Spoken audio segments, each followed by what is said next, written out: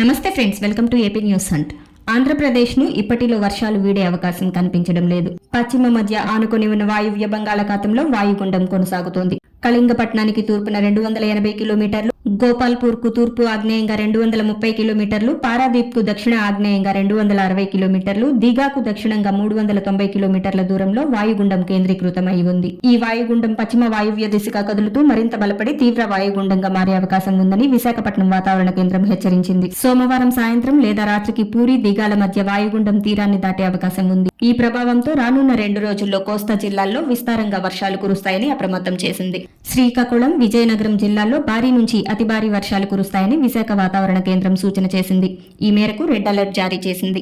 ఇక విశాఖ, అల్లూరి, అనకాపల్లి, కాకినాడ జిల్లాలతో పాటు యానాంలలో భారీ వర్షాలు కురుస్తాయని ఈ మేరకు ఆరెంజ్ అలర్ట్ జారీ చేస్తున్నట్లు పేర్కొంది. విజయనగరం, విశాఖపట్నం, తూర్పు గోదావరి, పశ్చిమ గోదావరి జిల్లాల్లో తక్కువ సమయంలో ఎక్కువ వర్షపాతం నమోదయ్యే సూచనలు ఉన్నాయని తెలిపింది. తీరం వెంబడి గంటకు 40 నుంచి 50 కిలోమీటర్లు, గరిష్టంగా 60 కిలోమీటర్లు బలమైన ఈదురుగాలులు వీచే అవకాశం ఉందని తెలిపింది. ఇక రానున్న 3 రోజులు మత్స్యకారులు వేటకు వెళ్లొద్దని విశాఖ వాతావరణ కేంద్రం హెచ్చరించింది. కళింగపట్నం, భీమినిపట్నం, గంగవరం, కాకినాడ పోర్టుల్లో అధికారులు 3వ నంబర్ ప్రమాద హెచ్చరిక జారీ చేశారు. గడిచిన 24 గంటల్లో అత్యధికంగా విజయనగరం, కళింగపట్నంలో 11 సెంటీమీటర్ల వర్షపాతం నమోదైంది.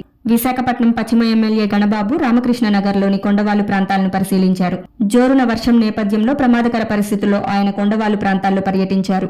ఈ రోజు, రేపు విశాఖలో భారీ వర్షం పడుతుందని వాతావరణ శాఖ హెచ్చరికలు జారీ చేసిన నేపథ్యంలో ఎమ్మెల్యేతో పాటు అధికారులు అప్రమత్తమయ్యారు. కొండవాలు ప్రాంతాల్లో నివసిస్తున్న ప్రజలను సురక్షిత ప్రాంతాలకు తరలించేందుకు అధికారులు ఏర్పాటు చేస్తున్నారు.